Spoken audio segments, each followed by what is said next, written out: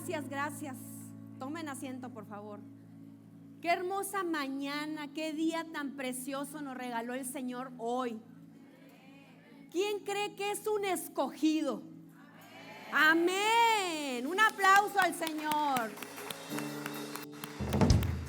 Este tema Él lo escogió hoy.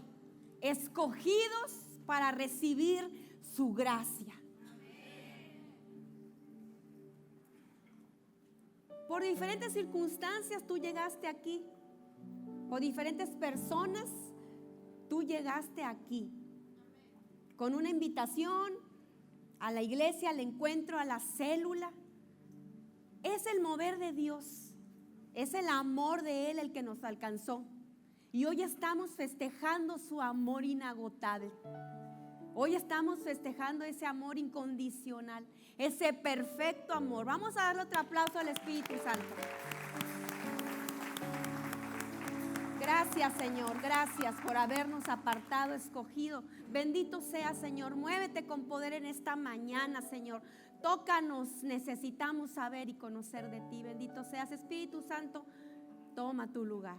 Es un placer estar aquí contigo, Señor. Gracias. En el nombre de Jesús, amén.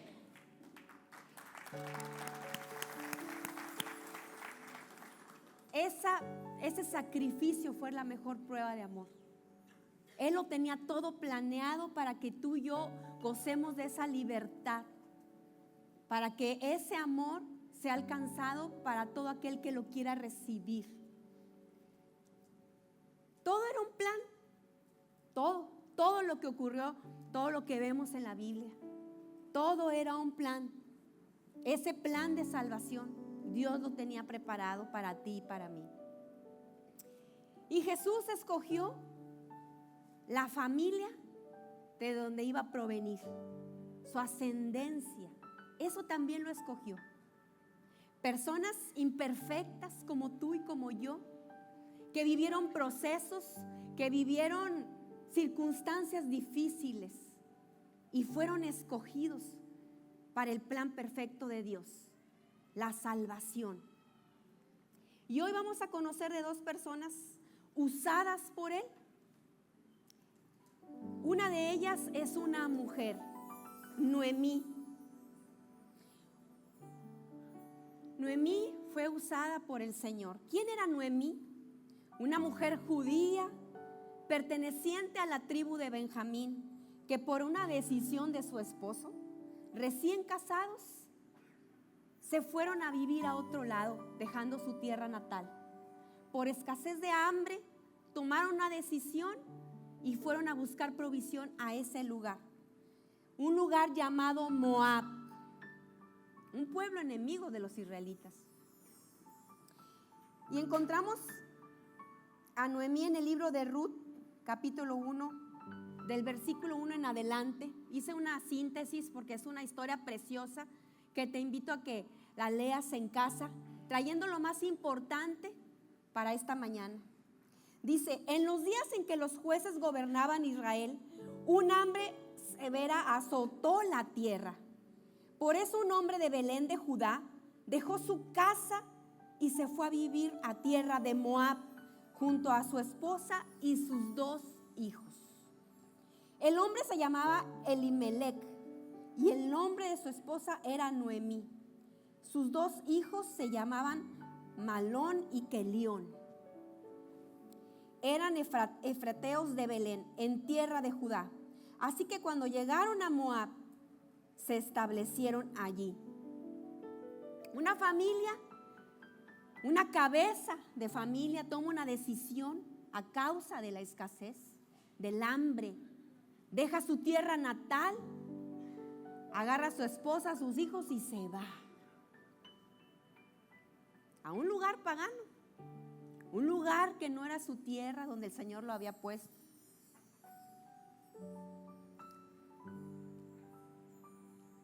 Tiempo después murió Elimelec y Noemí quedó sola con sus 2 hijos.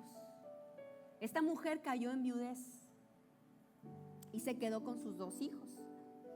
Ellos se casaron con mujeres moabitas, Uno se casó con una mujer llamada Orfa y el otro con una mujer llamada Ruth. Pero unos 10 años después murieron tanto Malón como Kelión. Entonces Noemí quedó sola, sin sus 2 hijos y sin su esposo. Qué difícil, ¿no? Haber salido de nuestra familia, de donde yo crecí, con mis costumbres, ir a un pueblo extranjero a buscar provisión, y de repente quedo viuda y pasan los años y también mis hijos mueren. Estando en Moab, Noemí se enteró que el Señor había bendecido a su pueblo en Judá al volver a darle buenas cosechas. El tiempo había cambiado y Noemí se enteró de eso. Entonces Noemí y sus nueras se prepararon para salir a Moab y regresar a su tierra natal. Acompañada por sus 2 nueras, partió del lugar donde vivía y tomó camino que las llevaría de regreso a Judá. Sin embargo, ya puestas en camino, Noemí le dice a sus 2 nueras: vuelva cada una a la casa de su madre y que el Señor las recompense por la bondad que mostraron con sus esposos y a mí. Que el Señor las bendiga con la seguridad de un nuevo matrimonio. Les dio un beso de despedida y todas se echaron a llorar desconsoladas. Qué hermosa Noemí. Podemos ver que construyó una relación de afecto, de amor con estas chicas, con sus nueras. Estaban tristes, viudas. En ese tiempo caer en la viudez era una circunstancia que ninguna mujer quería estar. Era una mujer que había caído en la pobreza, en la desolación. Y ella les dice: ¿Cómo es que quieren estar aquí conmigo? Vayan, vuelvan a sus familias, ¿verdad? Que el Señor las recompense por la bondad que mostraron a sus esposos y a mí. Se lee que Noemí era una mujer fiel a su religión, a su Dios, porque había amor en su corazón. Y ellas le dijeron: no, queremos ir contigo a tu pueblo. Pero Noemí respondió: ¿por qué habrían de continuar conmigo? ¿Acaso puedo tener más hijos que crezcan y sean sus esposos? Decía: ¿por qué motivo ustedes pueden querer quedarse conmigo?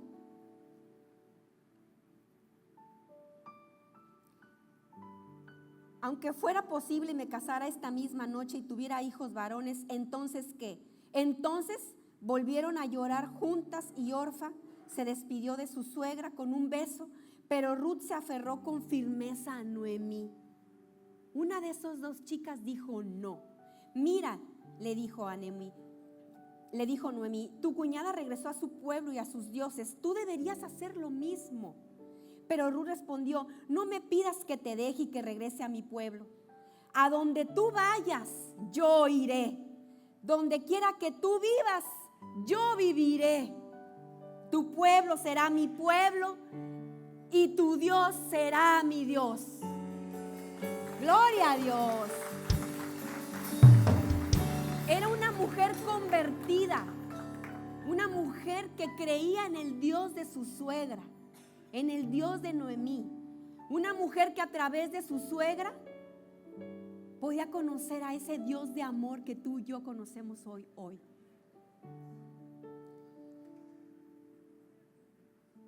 Donde tú mueras, ahí moriré y ahí me enterrarán. Que el Señor me castigue severamente si permito que algo nos separe aparte de la muerte.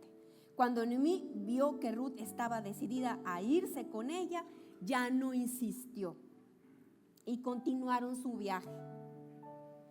Pues ya llegaron, imagínense, tantos años. Ahorita nos comunicamos por videollamadas, por tantas cosas, nos vemos y demás. Ahí va a entrar Noemí a ese lugar donde estaba todas sus amistades de aquellos años, de su soltería, de su recién casada, ¿no? Y entraron juntas a Belén. Todo el pueblo se conmocionó por causa de su llegada. ¿Eres tú, Noemí?, le decían. ¿Eres tú? ¿Pareces Noemí? Creo que me acuerdo, ¿no? Se preguntaban las mujeres: ¿de verdad es Noemí? ¿cómo la verían? Muchos años después. Y con una tristeza que yo creo que se le notaba, ¿verdad? En su semblante, en su rostro. ¿Eres Noemí? ¿Y saben qué les dijo Noemí?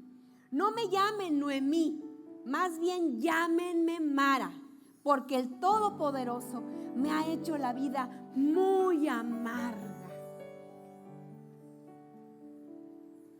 Me fui llena, pero el Señor me ha traído vacía a casa. ¿Por qué llamarme Noemí cuando el Señor me ha hecho sufrir?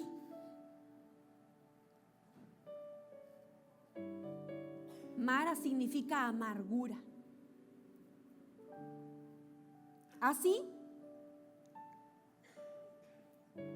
regresó Noemí a Moab acompañada de su nuera. Llegaron a Belén a fines de la primavera, al comienzo de la cosecha de la cebada. Esta mujer estaba triste, devastada. Había dejado toda una vida en ese otro lugar. ¿Quién ha tomado una decisión así aquí? ¿A quién le ha costado decir, ahora me voy a ir, voy a empezar de nuevo? Esta mujer era buena, pero estaba pasando por unas circunstancias difíciles. Sus hijos habían fallecido, había sido viuda, estaba sola ahora con su nuera. No sabía qué les deparaba. Sus acciones duras, no ese semblante. Díganme, Mara. Noemí significa dulzura. ¿Qué decía ella? ¿Por qué me llamo Noemí si en realidad me siento amarga? Llámenme Mara. Eso dijo. Me fui llena, me fui ilusionada con un proyecto de vida, con unos hijos pequeños, sujetándome a mi esposo que ha decidido cambiar de ciudad para radicar, para vivir, con planes, con proyectos, y hoy estoy vacía, hoy estoy devastada. ¿Qué decía? El Señor Todopoderoso ha permitido esta desgracia en mí. Viuda, sin hijos, se sentía castigada. ¿Tú te has sentido castigado, castigada alguna vez por alguna circunstancia así? Y aunque tú sabes que hay un Dios allá afuera que todo lo puede, hay algo en ti que te hace dudar de su poder. Una mujer mayor que ya debía tener su vida resuelta, con un corazón roto. Esa es la tendencia del ser humano. Todos pensamos, cuando nos sentimos atribulados, tristes, que estamos siendo castigados, que su favor no está con nosotros, que su presencia no está con nosotros.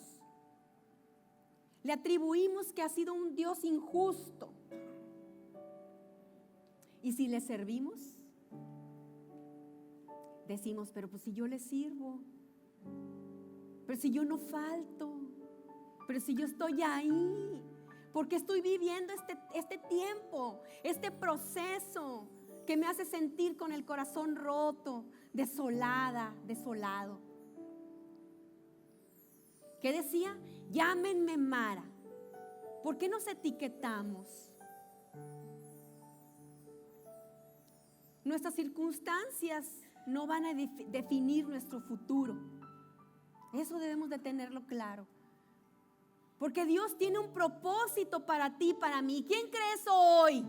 ¿Quién dice cierto? ¿Qué dijo el pastor? Planes de bien y no de mal. Eso es lo que tiene para cada uno de nosotros. Yo no puedo decir, fui abandonado, fui abandonada, soy divorciada, soy madre soltera. Yo no puedo decir, yo no puedo etiquetarme así, porque somos hijos de Dios. Soy escogido, escogida. ¿Quién mañana.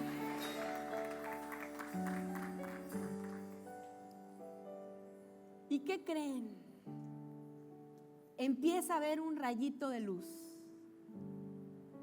Había en Belén un hombre rico y muy influyente llamado Boz, que era pariente de Elimelec, el esposo de Noemí.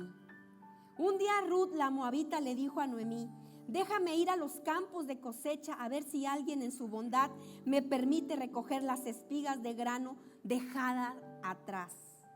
Noemí le dijo: está bien, hija mía, puedes ir. ¿Saben qué? Me imagino que no tenían para comer. Pues si no trabajaban, si no tenían una esposa, esas muchachas, no son los tiempos como ahora, ¿verdad? ¿Qué le decía? Déjame ir. Qué hermoso corazón de Ruth, comprometida con su esposo, con su suegra, comprometida con la causa de no te voy a dejar sola. Déjame ir a esos campos a ver si alguien en su bondad me permite recoger alimento para ti y para mí. Así que Ruth salió a recoger espigas detrás de los cosechadores, y resultó que lo hizo en un campo que pertenecía a Boz, el pariente de su suegro. Mientras estaba ahí, llegó Boz de Belén y saludó a los cosechadores y les dijo: el Señor sea con ustedes. El Señor lo bendiga, respondieron los cosechadores. Era un buen jefe, ¿eh? Entonces Boz le dijo a su capataz: ¿quién es esa joven que veo allá? ¿De quién es? Y el capataz le contestó: es la joven moabita que volvió con Noemí. Esta mañana me pidió permiso de recoger grano detrás de los segadores. Desde que llegó no ha dejado de trabajar con esmero, excepto por unos momentos de descanso. Todo el mundo sabía quién era ella. Era una moabita, era una mujer extranjera que había llegado con una mujer viuda a la ciudad. La observaban y, ¿saben? Se sorprendía porque no había dejado de trabajar. ¿Cómo se imaginan a Ruth? Su actitud, entusiasta, agradecida. Y conmovido por esas actitudes, Boz se acercó y le dijo: escucha, hija mía, quédate aquí mismo con nosotros cuando recojas grano. No vayas a ningún otro campo. Sigue muy de cerca a las jóvenes que trabajan en mi campo. Fíjate en qué parcela están cosechando y síguelas. Advertí a los hombres que no te traten mal. Y cuando tengas sed, sírvete del agua que hayan sacado del pozo. Entonces Ruth cayó muy agradecida. Eran las palabras que esa mujer necesitaba. ¿Quién ha caído así de agradecimiento en un proceso? Porque alguien le abrió su corazón y le dijo lo que necesitaba su corazón escuchar. Cayó a sus pies y dijo: ¿qué he hecho para merecer tanta bondad? No soy más que una extranjera. Sí, lo sé, respondió Boz, pero también sé todo lo que has hecho por tu suegra desde la muerte de tu esposo. He oído que dejaste a tu padre y a tu madre, a tu tierra natal, para vivir aquí entre gente totalmente desconocida. Que el Señor Dios de Israel, bajo cuyas alas viniste a refugiarte, te recompense abundantemente por lo que hiciste. Gloria a Dios. La bendijo, la vio, pudo ver su corazón a través de su mirada, pudo ver su necesidad. El Señor nos usa, hermanos. El Señor nos habla a través de la gente que está a nuestro alrededor. No subestimes a cualquier persona que esté delante de ti, atrás de ti, a un lado de ti.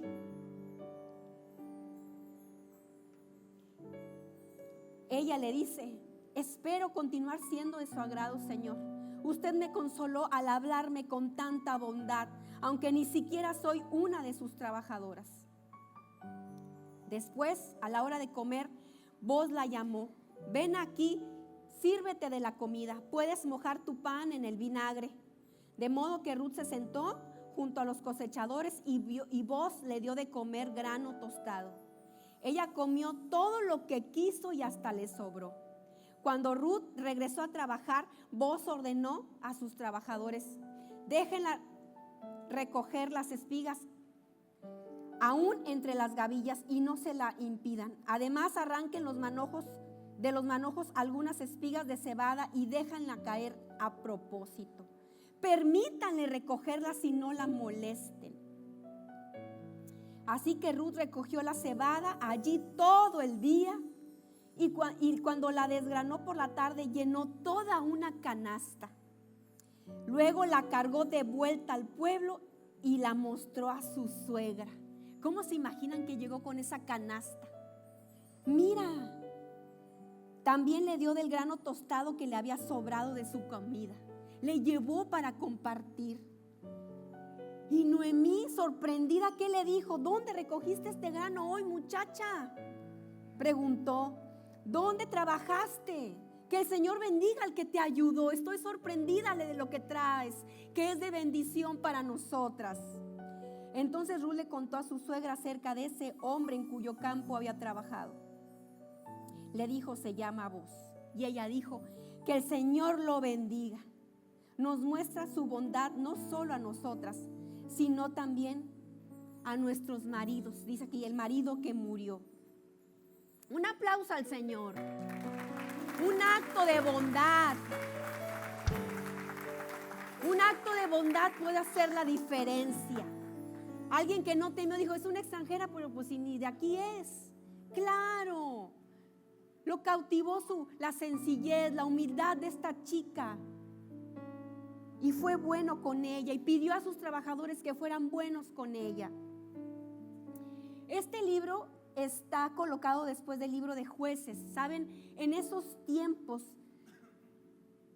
la decadencia espiritual era vigente, ¿verdad? Sociedades corruptas, tiempos difíciles. Pero sabes, en toda esa oscuridad emergen creyentes verdaderos, personas sencillas que buscan de Dios, que buscan amar a Dios, que buscan hacer lo que le agrada a Dios. ¿Tú crees que ese tiempo no se parece al de hoy? En donde hemos perdido tanto en las familias, las personas, tanta confusión, ¿no?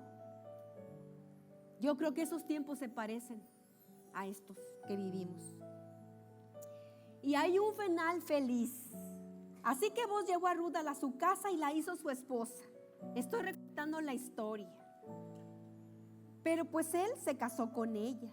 Dice, cuando se acostó con ella, el Señor permitió que quedara embarazada y diera luz a un hijo. Entonces las mujeres del pueblo dijeron a Noemí: alabado sea el Señor que te ha dado ahora un redentor para tu familia. Ya no vas a estar sola. Tu condición de viuda ha cambiado. Que este niño sea famoso en Israel. Que Él restaure tu juventud y te cuide en tu vejez. Pues es el hijo de tu nuera que te ama y que te ha tratado mejor que 7 hijos. Gloria a Dios.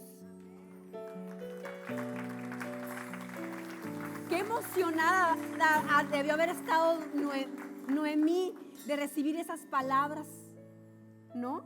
Entonces Noemí tomó ese niño, lo abrazó con su pecho y cuidó de él como si fuera su propio hijo. Las vecinas le decían: por fin ahora Noemí tiene nuevamente un hijo. ¡Qué bonito! ¿Saben cuál es lo precioso?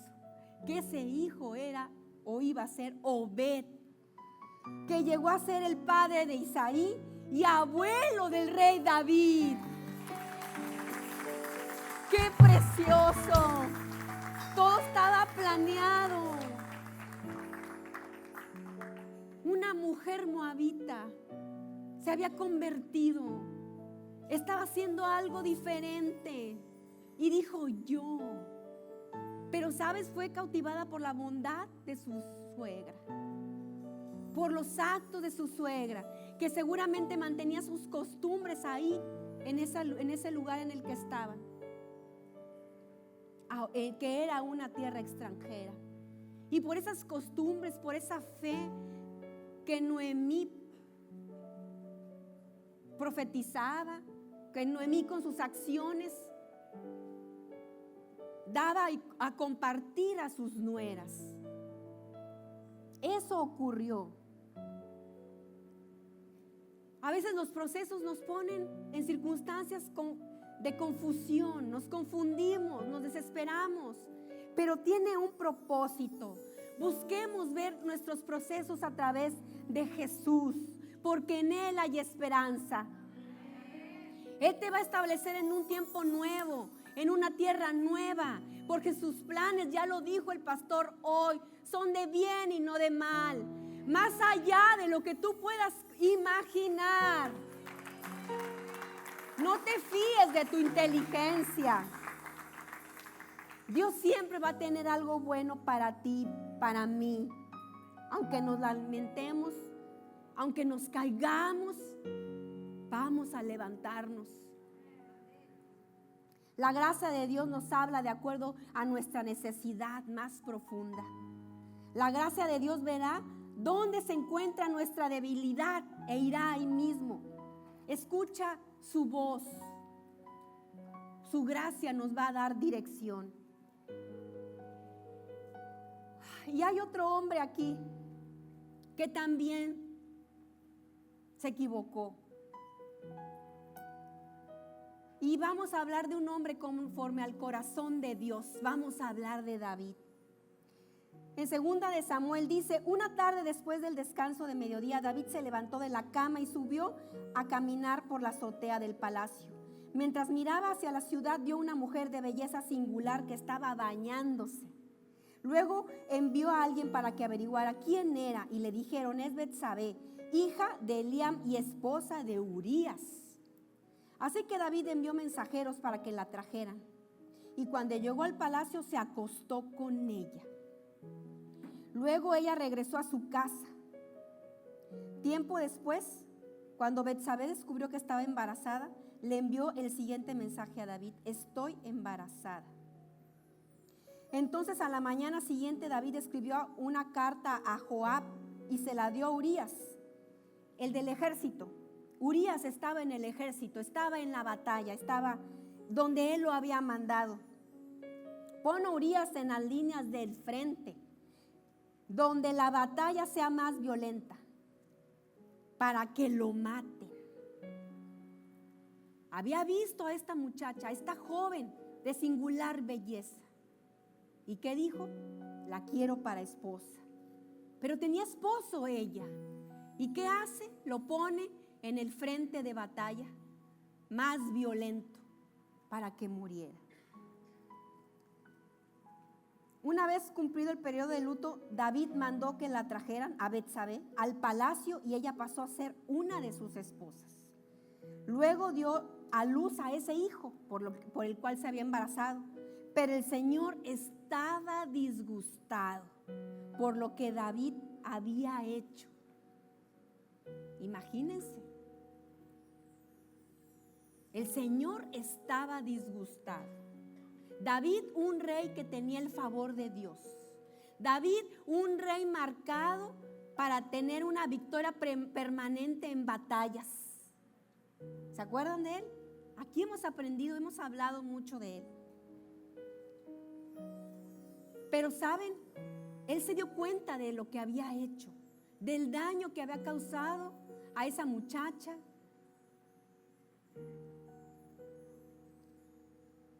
Porque ¿qué creen? Ese hijo murió. Entonces David confesó a Natán: he pecado contra el Señor. Y Natán respondió: sí, pero el Señor te ha perdonado y no morirás por este pecado.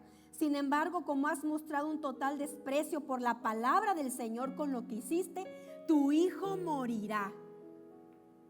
Después que Natán regresó a su casa, el Señor le envió una enfermedad mortal al hijo de David, que tuvo con la esposa de Urías.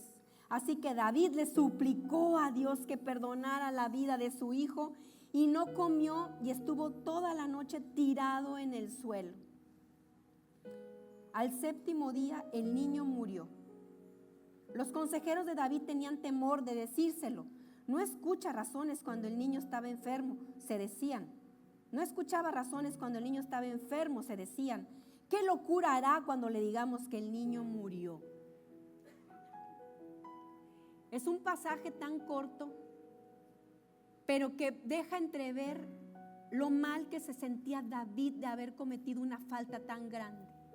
Se sentía avergonzado de haber dañado a esa muchacha, de que su hijo murió, de que el Señor estuviera disgustado con él, que el profeta Natán lo estuviera confrontando y le dijera: estuviste mal.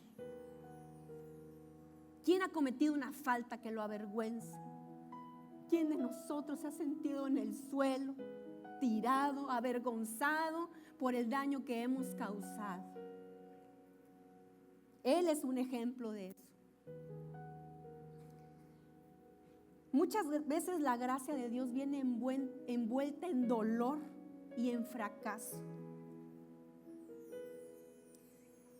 Se recibe con gozo y esperanza, pero no se aplica hasta que no aparece ese profundo dolor que nos hace caer avergonzados en el suelo.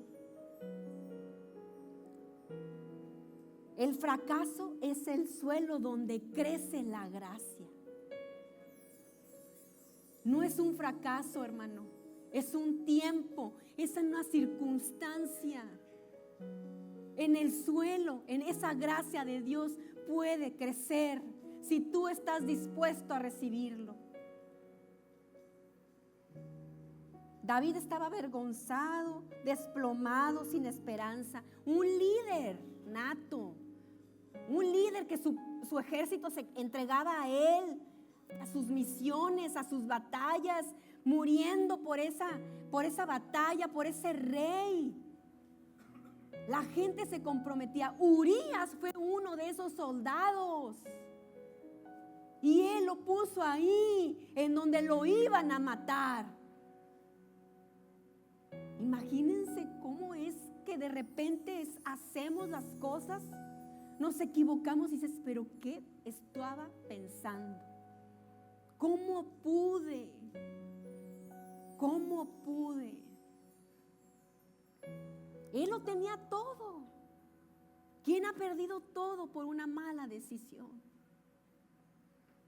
Un hombre de batallas ganadas. Había caído no ante un ejército enemigo. Había caído delante de el resultado de sus decisiones. El resultado de su afán de poseer lo que a él no le pertenecía.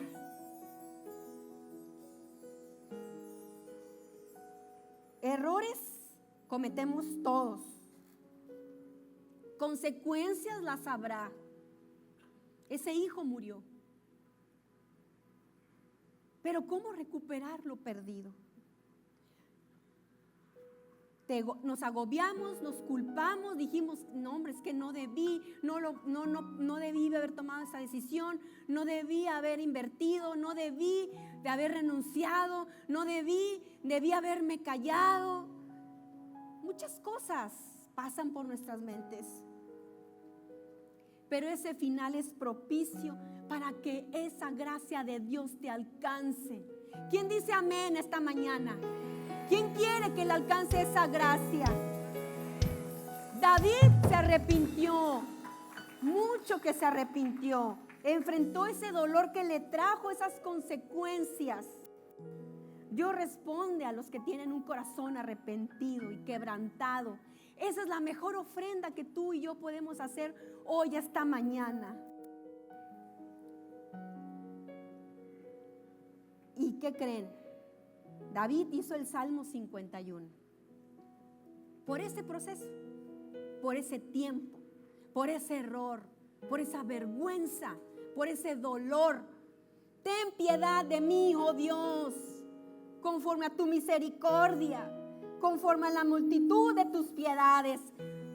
Borra mis rebeliones, Señor. Lávame más y más de mi maldad. Límpiame de mi pecado, Señor. Porque yo reconozco mis rebeliones. Yo sé las consecuencias de mis actos. Me avergüenzo, Señor, porque tú lo sabes y me ves. Contra ti solo he pecado. He hecho lo malo delante de tus ojos, para que seas reconocido justo en tu palabra y tenido por puro en tu juicio. He aquí, en maldad he sido formado, en pecado me concibió mi madre. He aquí, tú amas la verdad en lo íntimo y en lo secreto me has hecho comprender sabiduría. En el suelo el Señor te va a hablar, te va a dar la sabiduría para que te levantes, hermano. Dice, hazme oír gozo y alegría, y se recrearán los huesos que has abatido.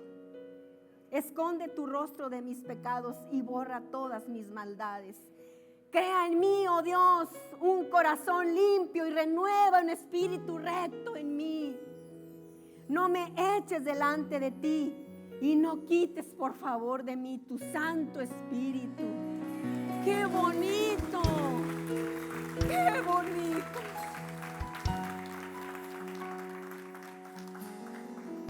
Ese es el resultado de un proceso vergonzoso, de un error.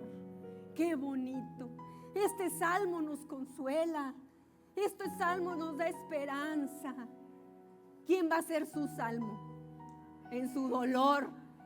¿Quién va a decir, yo voy a escribirle al Señor? Voy a dejar palabras para que otros las usen y les bendigan en sus tiempos y en sus procesos. Sin ese dolor de David no tuviéramos ese salmo hoy. Tus debilidades no van a definir el propósito que el Señor tiene en ti.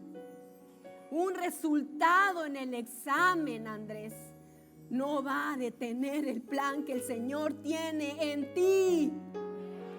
Esa es una palabra para ti. Es necesario vivir este tiempo. Es necesario vivir ese proceso. Líder, estamos siendo probados todos aquí. ¿Y sabes por qué? Porque viene el avivamiento. Gloria a Dios. Viene un despertar espiritual. ¿Quién quiere un milagro en mi casa? En su casa. ¿Quién quiere ver ese milagro en su familia? Mantengámonos firmes en Él. Viene algo grande, pastor. Esta iglesia va a necesitar más espacio, porque va a venir gente a conocer de Él. Tú y yo, líder, vamos a ir a compartir esa gracia, porque estamos hechos para recibirla, para experimentarla, pero para compartirla con la gente que tú y yo sabemos necesitan recibir de Él. Alguien murió, alguien dio su vida por nosotros. Alguien dijo, yo voy a dar mi vida. El plan de salvación es todo un proyecto de Dios. Es un plan perfecto para que tú y yo seamos salvos, seamos redimidos. Porque el resultado de nuestros pecados traería esos latigazos, traería todo lo que Jesús vivió en la cruz por ti y por mí. ¿Se acuerdan? Estudiando el sacrificio de Jesús en ese madero, encuentras muchas cosas que yo creo que se nos olvidan, hermano. En Lucas 22, versículo 42 dice, diciendo, Padre, si quieres pasa de mí esta copa, pero no se haga mi voluntad sino la tuya. Y se le apareció un ángel del cielo para fortalecerle. y estando en agonía, oraba intensamente. Y era su sudor como grandes gotas de sangre que caían hasta la tierra. Él temía. En esta parte, Él sabe lo que viene. Él sabe el dolor que va a pasar. Él sabe que el Padre, Dios Padre, tenía un plan. Hacer un intercambio donde Él pagó por nuestras iniquidades, por las consecuencias de nuestros actos. Él pagó por nuestras enfermedades. Y en ese momento Él estaba en agonía. Y oraba intensamente. Y era su sudor como grandes gotas de sangre. Dicen que eso ocurre cuando en el corazón y la mente está tan atribulado y tan presionado que los vasos capilares se rompen y empezamos a sangrar gotitas como si fuera sudor. ¿Tú te imaginas lo que pasó Él ese día en Getsemaní, cuando les pidió a los discípulos que oraban y se quedaron dormidos, cuando lo más importante venía?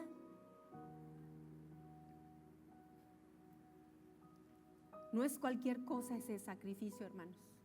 No lo es. Y hubo un intercambio por ti y por mí, para que esa gracia que hoy tú recibes voluntariamente, cuando recibes a Jesús, cuando nos rendimos a Él, cuando le dices que es el Rey de tu corazón, de tu vida, que tome el control de tu vida, de tus pertenencias, de tus decisiones, recibes esa gracia, ese perdón. Él pagó por todas nuestras iniquidades en ese madero. Él padeció, sufrió. Dios Padre nos dio, decía la pastora, su único hijo.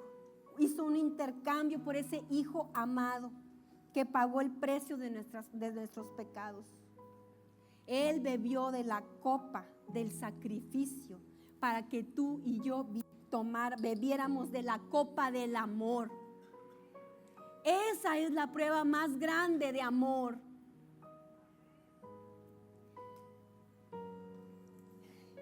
Se describe que cuando Jesús estaba en la cruz, los clavos, los romanos tenían estrategias muy fuertes, y por lo que vimos, para torturar. Entonces lo que le hicieron a Jesús era algo que ya habían hecho, que ellos hacían. Le clavaron en sus manos, clavaron sus manos en el madero, ¿verdad? En sus pies. Dicen que es una forma de torturar porque no te da la muerte de inmediato, que el dolor es como un calor que va de lado a lado, de tus brazos, de tus piernas, y que te llegas a sofocar tanto, me cuesta decirlo, que es muy probable que mueras de asfixia porque no puedes respirar. ¿Se acuerdan que Jesús se erguía? ¿Quién vio la película? Ese es el ejemplo. Se erguía porque necesitaba hacer su cabeza hacia atrás para que pudiera respirar.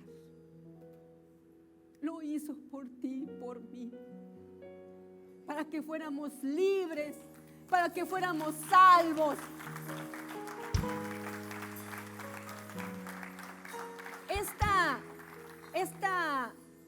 Estas historias están entrelazadas porque vienen de una familia, ¿verdad? Ruth, bisabuela de David. David, la ascendencia de Jesús. Él escogió familias integradas por personas imperfectas. Familias donde hubo personas extranjeras como esta chica, Ruth. Tú y yo no somos judíos, pero por Él tenemos ese derecho a ser sus hijos también, si lo estás dispuesta a recibirlo. Jesús, en ese sacrificio, nos da la oportunidad de ser sus hijos amados, de recibir esos planes de bien y no de mal, esas promesas que están escritas en la Biblia.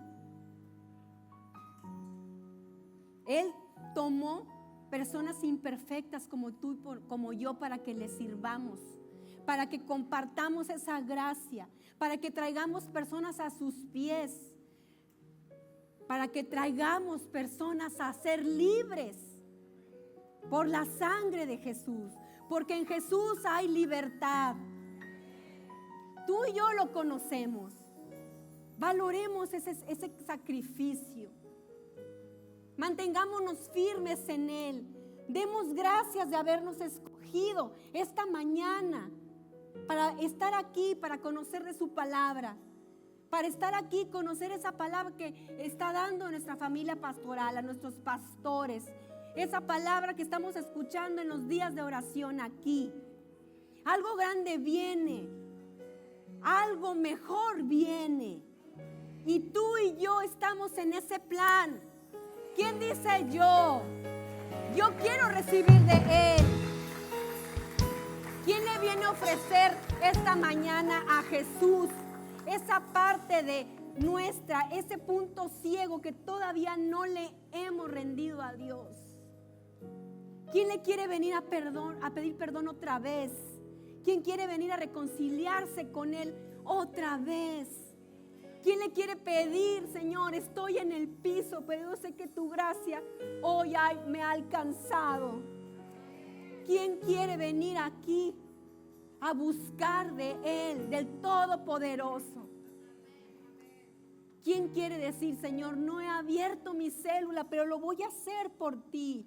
Voy a hablar de ti, porque he recibido una gracia que tengo que compartir. Por ese amor que tú derramaste en la cruz. Por ese amor, yo lo voy a hacer. Porque cuando Él estaba en la cruz, tú te imaginas que pensaba en nosotros. Claro. Decía, los amo. Omar, te amo. Carlita, te amo. Nancy, te amo.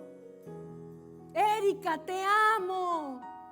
Eso decía Él, muriendo ahí en la cruz. Eso decía, eso lo mantenía. Él vio todas esas almas que iba a salvar por su sangre.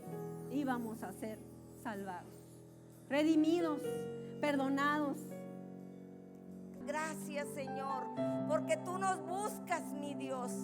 Su palabra dice que Él busca adoradores que le adoren en espíritu y en verdad. Así es que qué bueno que viniste a adorarlo, a tu Dios, a tu Padre, a tu sanador, a tu redentor, el que no duerme. Amén.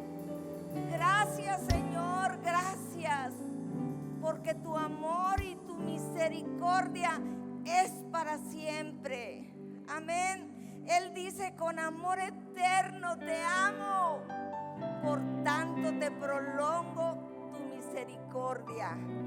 Mire, Él es bueno, aunque nosotros seamos malos, desobedientes, pero Él es bueno. Su misericordia es para siempre.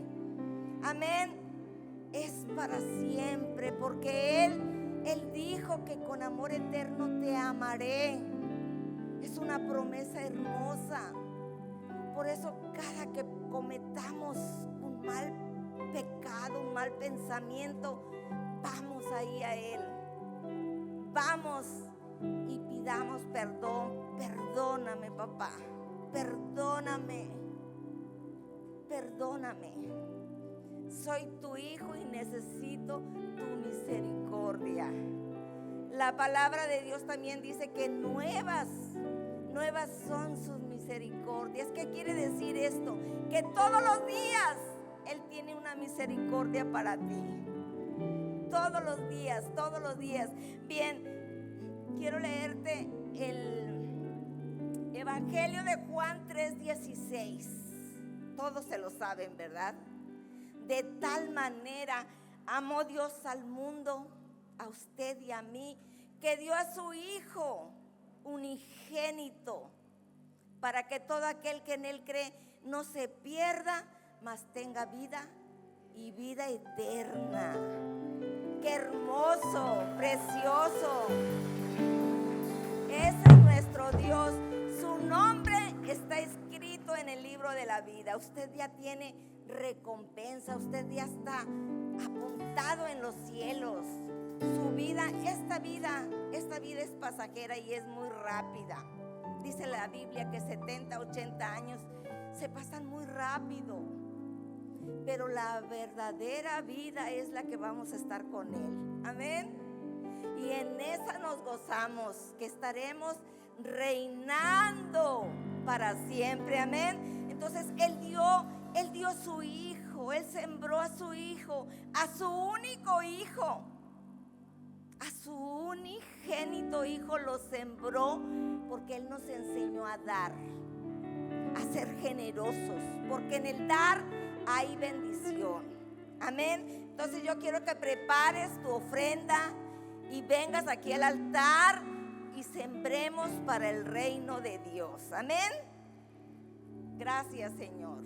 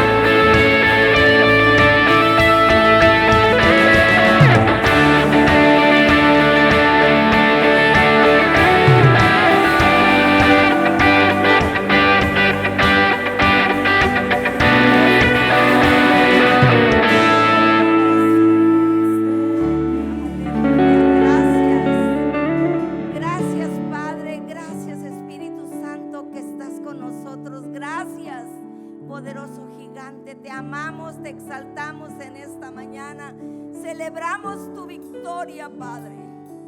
Celebramos tu victoria, Padre, porque de tal manera amaste al mundo, mi Dios, que diste a tu unigénito, mi Dios, para que todos tengamos acceso, mi Dios. Gracias, gracias, mi Dios, gracias, porque tú eres bueno en gran manera, porque tu misericordia, Padre, es para siempre, Padre. Aquí está tu pueblo, mi Dios, que ha venido a darte, Espíritu Santo. Gracias, porque hemos creído en ti, mi Dios, porque creemos que sembrar, mi Dios, hay bendición. El sembrar hay cuidado, mi Dios. Y hoy queremos, mi Dios, que tú nos bendigas, que lo que haya quedado en el bolsillo, Padre, tú lo multipliques. Que nuestras alacenas tengan más que suficiente, mi Dios. Que nuestros matrimonios, mi Dios, te honren, Padre. Que haya salud, papá. Tu palabra dice: amado, yo deseo que tengas salud y que tengas prosperidad. Yo decreto en el nombre de Jesús que este pueblo es sano en el nombre de Jesús. El enemigo se va en el nombre de Jesús. Somos sanos por tus llagas, Padre. Declaro bendición, abundancia de paz en cada corazón, papá. En el poderoso nombre de Jesús. Amén, amén, amén. Gracias.